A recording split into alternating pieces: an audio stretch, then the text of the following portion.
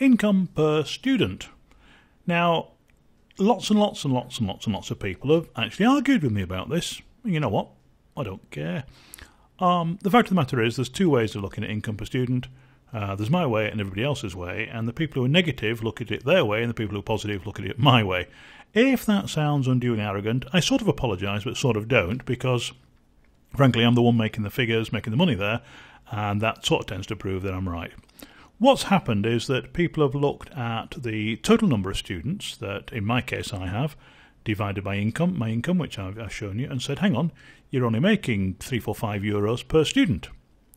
And there's been lots of talk about the coupons and offers and so on, the marketing, huge amounts of marketing at huge cost that Udemy does. And they say, but I'm only making $5 a student, $10, $30, $3, whatever it is. My view on this is very, very simple, and it's a simple enough philosophy. I do not ever look at the revenue per student. If I did, it would probably drive me crazy, because I've earned as little as $3 on a student and as much as 490, whatever 97% of 499 is anyway. So, from a couple $100 to 500. The figures that I look at are the ones that I shown right at the top of this course, how much I've earned at the end of the month.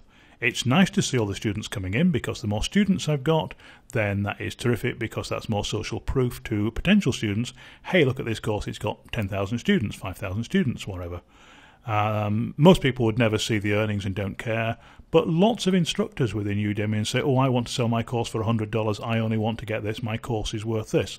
As I said in the lecture on pricing, you don't decide your pricing, you might set your pricing, but you don't decide what people pay. The pricing actually set by the customers, and if your students are happy to take one of the offers that Udemy runs, and they got an offer at, they often run offers at $19, for example, I'm very, very happy to take part in those offers. My commission on that might be only $9.50, but I don't care. That's $9.50 that I might not have got anyway. And even if that person would have paid more, remember that gives me one extra student. Now, the extra student means that more people can see that I've got more students. The more students you've got, that's proof, that's evidence that you're doing well. The other thing is that student then becomes, hopefully, a student for life. As I produce more courses, they can buy that, they get that for free, or I can give them a discount coupon and so on. And the other thing I do, of course, with my students all the time, they ask questions and things, and they think, oh, right, there's a market there. That's a great way of adding new lectures, and we talk about new lectures coming up shortly. And the more new lectures I've got, the more stuff that's added. That's more interaction with my students. That's for new students can see, wow, there's new stuff added to the course. Again, we'll come around to that in a second.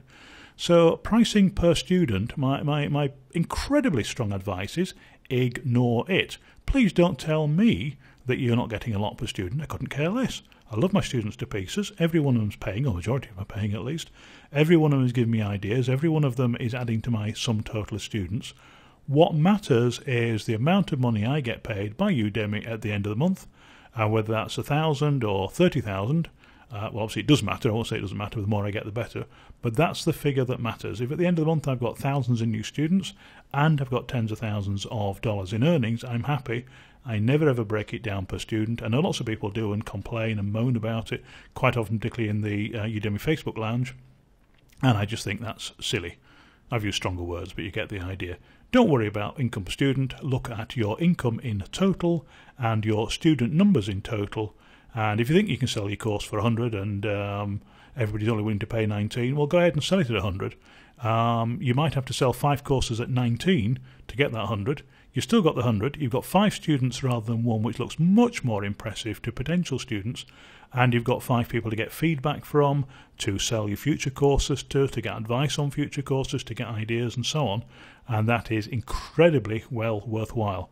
You've also got less chance of refunds at 19 than you have 100 and so on and so forth. So if you start selling courses at higher prices and you're expecting that sort of money, your course has to be absolutely tip-top. And to sell it at those higher prices in the first place, your titles, descriptions, etc., etc., etc., must be 100% right. So it doesn't matter how good your course is. You know how good your course is. You've made this course. You can sit and watch it. You can look. You can show it to your friends and so on. Never, ever forget that somebody who hasn't paid for your course cannot see it. I know that sounds silly, but they haven't seen it. They don't know how good it is. They can only go by your titles and descriptions, your thumbnails, and your price. And if they don't see value there, then you won't get their attention, interest, desire, and action, and it won't work for you, and you won't get the sales. get everything right, and then opt into coupons and so on, have a high selling point so people do buy at full price, but also through the coupons and offers and vouchers and so on that Udemy offers, opt into those.